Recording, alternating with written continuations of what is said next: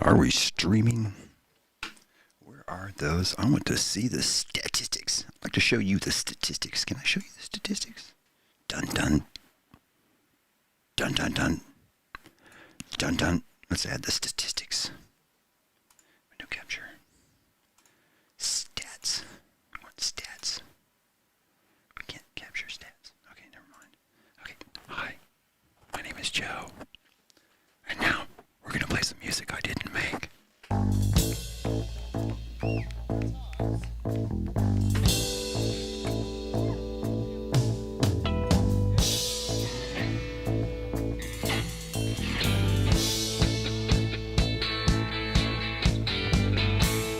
What I'm doing is I'm looking. If you're bothering to watch, I might as well at least talk. If you have questions about this, I really shouldn't play this music like this. That's not fair use, but I'm willing to pay Talking Heads or Sire Records for the use of this. You just tell me where to send that check. So far, there are no viewers, therefore I owe you $0. Same thing with this song. Oh, that's right. What I'm doing is getting on an iPad here to see if the stream looks all right. No Wi-Fi data. Okay.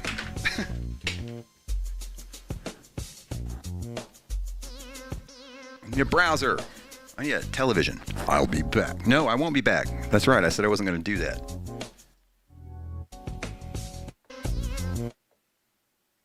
You're working on the Woo Master. I don't know what that is. Welcome to Can't-Wear Programming. At Can't-Wear Programming, we don't know what we're doing, but we're willing to subject you to it. Okay. Well, that's right. Man. No Bluetooth, no airplane mode. The duck goes. I'm going to generate a view for myself. Let's see. YouTube.com @ Karen's Power, I think. Karen, where?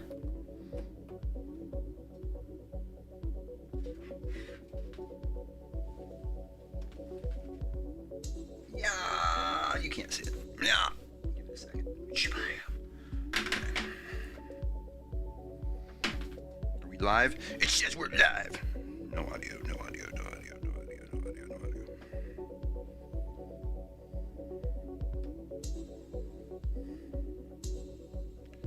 Okay, this seriously does not look bad. Wow, this might work. Hang on, I'm going to look on the TV. I'll be right back. On the TV! Just because I know how things should look on the TV. I'll tell you what, Doctor. We're going to bring the audio with us. Actually, what we're going to do is we're going to turn up the audio webcam. We're going to turn up the webcam audio. Give you a little taste of that. That webcam's got no audio.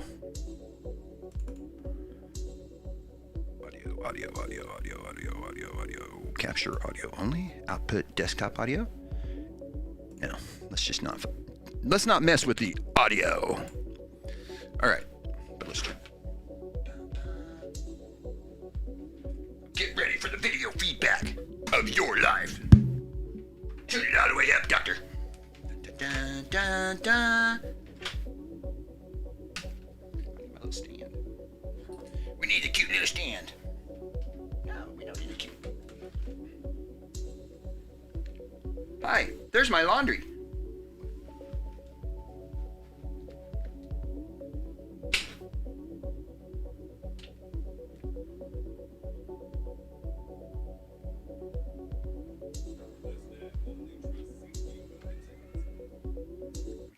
We don't want to see your commercials. We ain't got time for your commercials, Doctor.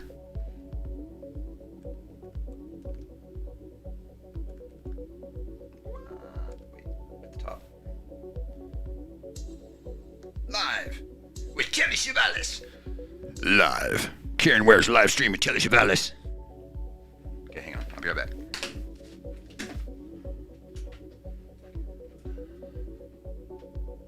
Okay, it's not bad. You can kind of read it.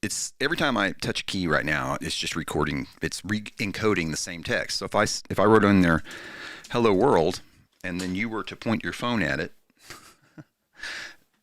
a demonstration in the future. I need to remember this because I'll watch it here in a few minutes. Maybe I'll do this later this afternoon. Hello world, blah blah blah blah. If you're pointing your phone at it right now, it says "Hello world." It may or may not give you anything to click because that's not a URL. Basically, a QR code is a two-dimensional representation of some data.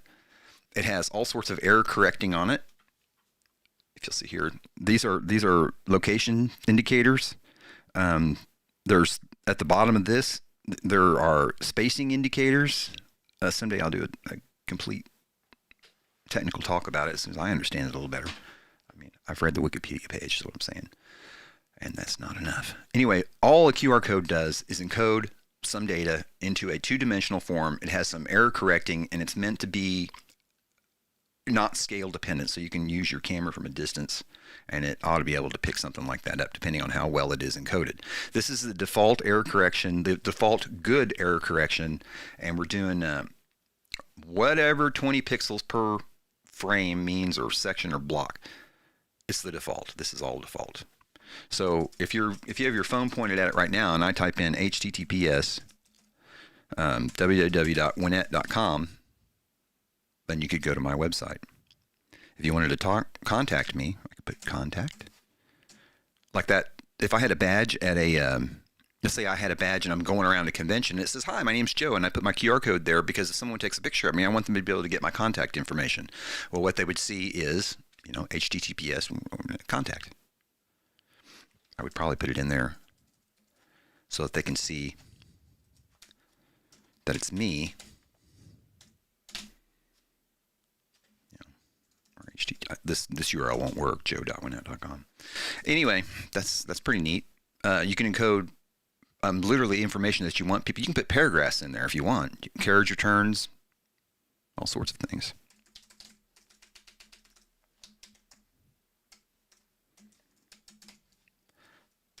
I don't know about what it does about telephone numbers.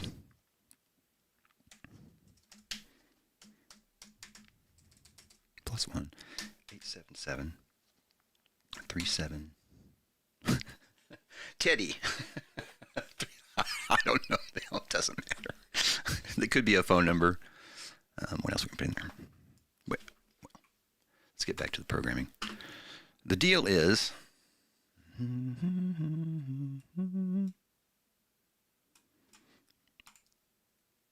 No, I can't scroll that one. Okay. Let's see the errors. It says right here, the main window does not contain a definition for checkbox checked. A no accessible extension method checkbox checked is there. The thing is this is Windows Presentation Foundation, I think is what they call it. Let's do this. You go. Go away. Go away.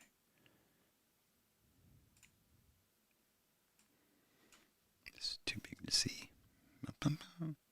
Basically, what they've done is they've used a markup language, an SGML, and created this WPF representation of what's supposed to be on the screen. And they're saying the error is that this checkbox here, this auto update checkbox, a screen zoomer would be cool if I could just pull it over that. This auto update checkbox had an event right here. It has an event method, I think is the term they would use, for when this box gets checked or unchecked. It will call a function called checkbox_checked. I deleted that function because I don't need it. There's nothing that's going to be changed when the checkbox is checked.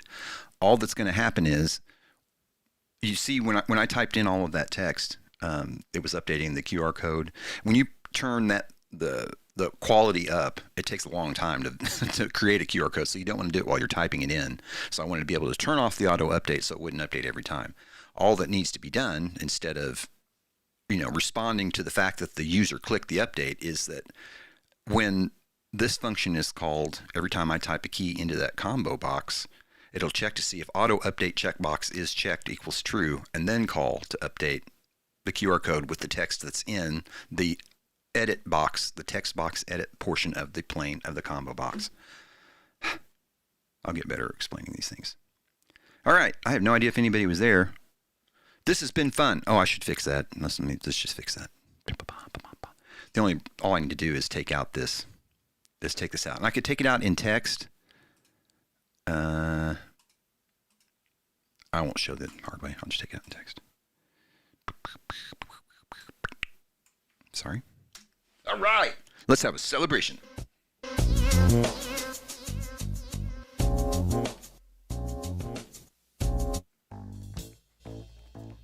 Psycho killer. Okay.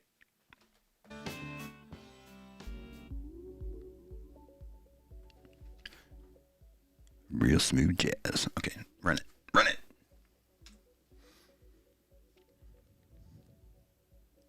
Bam. Okay, now I gotta. Bum, bum, bum, bum, bum, bum. We're back, baby. Let's see if it works. It does not work. Oh, wait. Go, baby.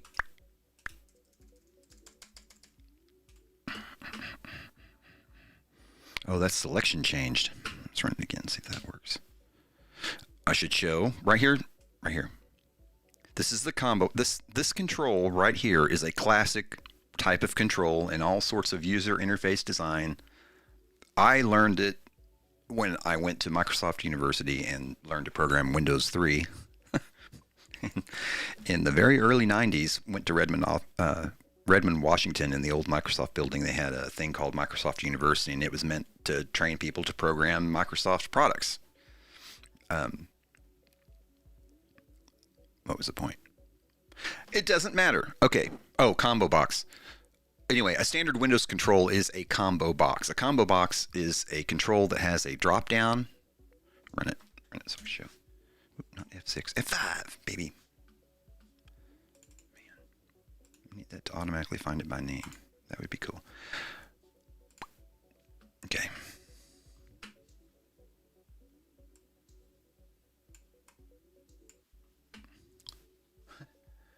Camera's on top. That's pretty cool. I like that. Dun dun dun dun dun dun dun dun dun. Anyway, let's get back to it. There's nothing to change. So what we're going to do to test this is we're going to go back to this. We're going to give it some things. Can you see this? No, because that window is in the way. Is it still running? No. Oh, no. We're doing good. We're doing good. Why is it delayed? See, it's doing a... This is for my own reference. It's doing this.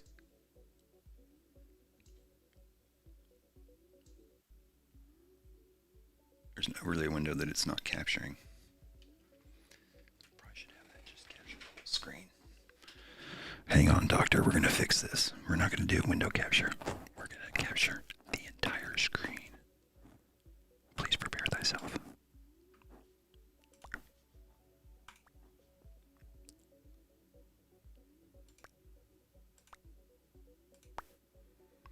We just turned that off. Why am I still seeing it? I don't know. Remove. Remove! Yes. Why am I still seeing it? Am I in studio mode? Am I broadcasting? CPU 2.4%, 8 frames a second, 0 dropped frames. This is a successful test, so much so that I'm going to start this blinking. No! Continue to pay attention to what you're doing, Joe. Change the music. Okay, we are going to blatantly, no, we're not going to blatantly. God, if I start abusing the copyright laws, they're never going to let me broadcast on YouTube. I keep testing the limits. I keep testing the limits to see how much. I don't really want to take advantage of anybody's stuff. It's not that expensive to use some music in a public presentation like this, there's some confusion. I won't get into the broadcast, into copyright law. The reason I know about copyright law is because I tried to do what everyone does now about the same time everyone was thinking about it, but I actually was trying to negotiate with Columbia Records to get access to the library, and finally, they were kind of blowing me off anyway. And finally, this representative said that, yeah, eventually this is going to happen. We're going to unbundle. She didn't use that term. Eventually, we will sell tracks, separately from the album, but we're not going to do it until we have to. And you're not, you don't have enough money, Joe. I was saying, hey, look, if I'm paying, and I think I was saying 99 cents per track. If I'm paying 99 cents per track, you're going to end up making a lot more money, because there are people who won't pay $8 for an album just to get that song. And there's no such thing as singles. Well, I mean, they were not coming. When was that? That was 1990. That was 1998, I think. 97. This is off the subject. Whole windows. Are you still seeing me? No, that's frozen. Okay, we need to add a window capture, screen capture, video device capture, display capture. Dun dun dun. Which display? That display, doctor. And listen, we're going to use the automatic capture method. Sometimes you might not think that the automatic capture method is good enough for you. That's just not true. What is this? It needs to go away. Remove. Yes. Hello. Are we doing good now? All right. So if I run this. Nice. Nice. You can see stats. If I need you to see stats, bam. You got stats. You ain't got stats. Okay. You don't have any stats. Stream Deck. Can you see the Stream Deck? Bam. You can. Can I run it? Yes. Awesome. Okay, the thing I was going to fix is right here. This is a combo box. And a combo box, and I have it set in the non-read-only mode. This is a combo box. I don't have it set in. It's set so that you can change the text inside the box. So this part of the box on the left is an actual edit box. The name of the control on Windows is text box. That is a box that contains text that can be read-only, but it also can be edited. It accepts the keyboard focus, and then accepts keyboard press events and displays them in the control. This is really low-level Windows type crap that no one messes with, that very few people mess with anymore, unless you have a really specific thing that you want to get Windows to do that they just haven't built into the frameworks yet for you. So this one has a drop-down list with a bunch of items, and I'm just going to preset the items so that there's an items collection. Can you see this? Yeah. So I'm just going to put a bunch of items in here. Give me an item. Button. No. What kind of items? I want strings.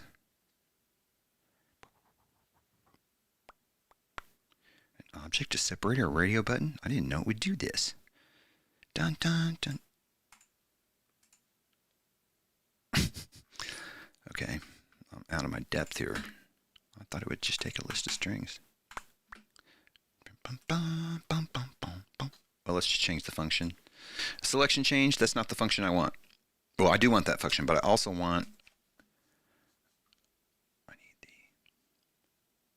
Hello. I want to view the properties. Are we still running? No. View the properties.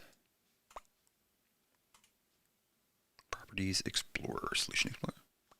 Properties. Where is it? View. Properties Explorer.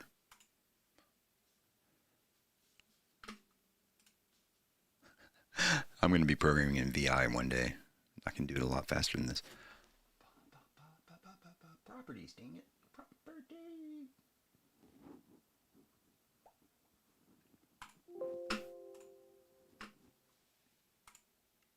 Where are the other windows, dude?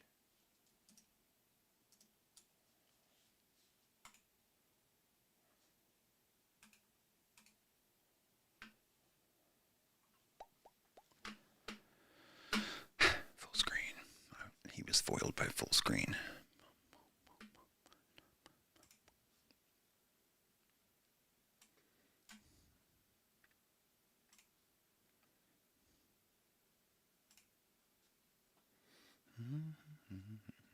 Combo box. Methods. Text changed. Text input. Occurs when the element gets text in a device-independent manner. Target updated. No. Changed. Is there a change? No. So normally what I would do here is I would continue looking around the source updated. Binding, size changed.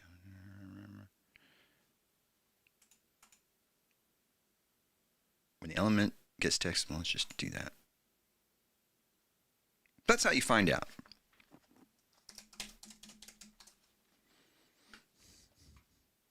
So I created this function. It created for me. Excuse me.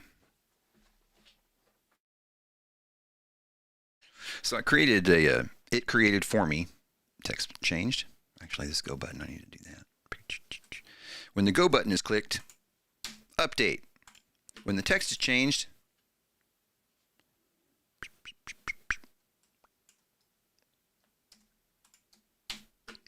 update. See? I think that's better.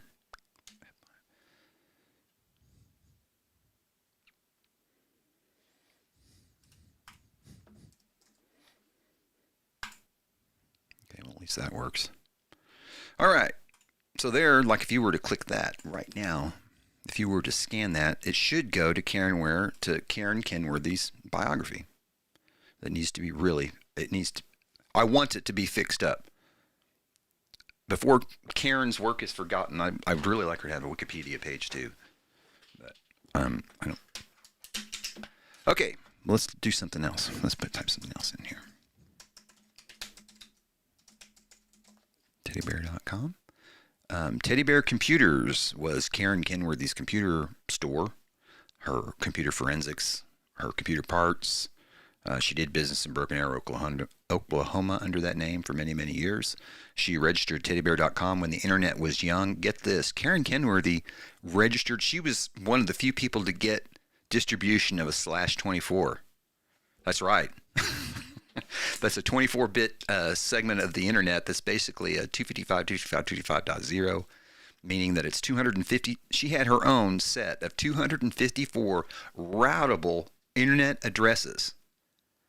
Routable. And the reason that I got her business is because she wanted to install a secure web server, and her web hosting provider wanted to charge too much to run it for her, and she didn't want her customers' information in their office anyway. So she wanted the server in her own office at home. She worked out of her own house in Broken Arrow. Her family still lives there. And she was using WebZone, which is an ISP. Used to be my ISP, and I started up anyway. And WebZone said, "Hey, Joe at Vigorous Technology, I bet he would route that subnet for you. We just are not set up to do such a thing." Heck yeah, I did. And got to go out there, got it all set up. And her house was set up so that like her office was the entire dining room area or something. It was a big, huge area that had a bunch of tables in it and servers. And they'll have pictures. I need to call Terry, see how they're doing.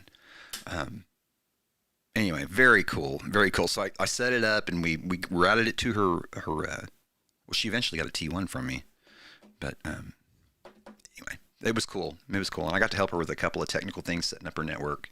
And the reason I got back involved after her death, I mean, I found out she died by checking the website, and the newsletter, had been updated. But anyway, the deal is that someone had messed with their website. And so I started helping them get the hacking parts back out of it, and then I've been running it ever since, pretty much. There's no formal agreement, not that anyone cares, but the revenue you sent in is shared with Terry and family at some ratio that I just think is necessary. Again, not that this is any of your business, but this is kind of a quasi-public fanboy, maintaining Karen's legacy type thing. Or is it a business, but it doesn't belong to me?